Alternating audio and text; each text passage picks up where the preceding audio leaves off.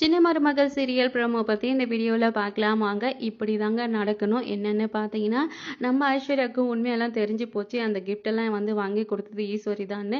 ஈஸ்வரியை பார்க்கறதுக்காக ஐஸ்வர்யா நேராக போகிறாங்க. அங்கே போய் பார்த்தீங்கன்னா லெஃப்ட் அண்ட் ரைட் வாங்குறாங்க.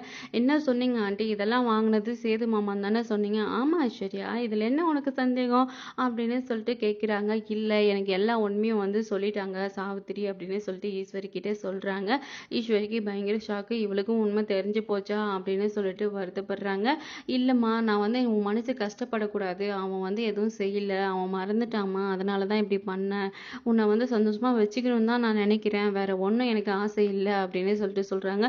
என்ன இருந்தாலும் நீங்க பண்ணது தப்பு தான் ஆண்டி, எனக்கு கொஞ்சம் கூட பிடிக்கல. சேது மாமா அவரு இஷ்டப்பட்டு ஒரு சின்ன பூ வாங்கி கொடுத்துருந்தா கூட எனக்கு அதுவே சந்தோஷம். ஆனா டைமண்ட் ரிங்கு, புடவை, பட்டு புடவை இவ்வளவும் நீங்க வாங்கி கொடுத்து அதுக்கு மேல அவர் கொடுத்த மாதிரி நாடகம் ஆனது எனக்கு சுத்தமா பிடிக்கல. எனக்கு பிறந்த நாள் அதுமா இவ்வளோ என்னை கஷ்டப்படுத்திட்டீங்களே அப்படின்னு சொல்றாங்க. நம்ம ஈஸ்வரிக்கு முகம் வாடி போயிடுது. இன்னொரு நாளைக்கு இப்படி செய்யாதீங்க, இப்படி செஞ்சீங்கன்னா அவ்வளோதான் அப்படின்னு சொல்லிட்டு வார்னிங் பண்ணிட்டு நம்ம ஐஸ்வர்யா அங்கேருந்து கிளம்புறாங்க. என்னடி இது, நம்ம இவளுக்காக தான் செஞ்சோம், இப்போ நம்மளே திட்டிட்டு போறாளே அப்படின்னு சொல்லிட்டு ஈஸ்வரிக்கு இப்படி தாங்க நடக்கணும். அந்த அளவுக்கு வந்து பார்த்தீங்கன்னா ஐஸ்வர்யா வெளுத்து விட்டுட்டு கிளம்புறாங்க. அழுதுட்டே இருக்காங்க. இதனால சேது பார்த்தீங்கன்னா நம்ம ஐஸ்வர்யா கூட்டிட்டு போய் ஒரு சின்ன கிஃப்ட் வாங்கி கொடுக்குறாங்க. இதுல மனசு ரொம்ப ஹாப்பியா ஃபீல் பண்றாங்க நம்ம ஐஸ்வர்யா. நீங்க எப்பவும் இப்படியே இருங்க மாமா, நீங்க மாறிடாதீங்க அப்படின்னு சொல்லிட்டு சொல்றாங்க. ஆனா பாத்தீங்கன்னா நம்ம சேதுக்கு தமிழ் செல்வி ஞாபகமா தான் இருக்கு. பிறந்த நாள் அதுமா அவளுக்கு எப்படியெல்லாம் கிஃப்ட் பண்ணோம், கல்யாணத்துக்கு முன்னும் சரி பின்னாடியும் சரி எந்த அளவுக்கு சர்ப்ரைஸ் பண்ணோம், ஆனா எதுவுமே செய்ய முடியல அப்படின்னு சொல்லிட்டு சேது நம்ம தமிழ் செல்வியை நினைச்சு வருத்தப்படுறாங்க. இன்னைக்கு நாம அழகிற பார்த்துட்டோம் அப்படின்னு பாத்தீங்கன்னா தமிழ் செல்வி பயங்கர ஹாப்பியா இருக்காங்க.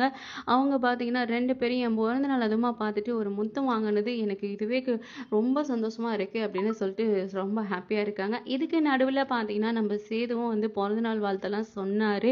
அதே மாதிரி பார்த்தீங்கன்னா ஈஸ்வரி தான் இந்த வேலையெல்லாம் நடத்தினாங்க அப்படின்னு சொல்லிட்டு தெரிஞ்சுக்கிட்டு நம்ம தமிழ் பக்கம் எந்த தப்பும் இல்லை அப்படின்றத உணர்ந்து நம்ம சேது அவராகவே போய் அவங்க காலில் விழுந்து மன்னிப்பு கேட்டு கூட்டிட்டு வந்தாருன்னா ரொம்ப வேற லெவல்ல இருக்கும். பொறுத்திருந்து பார்க்கலாம் என்ன நடக்க போகுதுன்றது. அடுத்தடுத்து நடக்கிறத தெரிஞ்சுக்கிறதுக்கு நம்ம சேனலை சப்ஸ்கிரைப் பண்ணிக்கோங்க. தேங்க்யூ.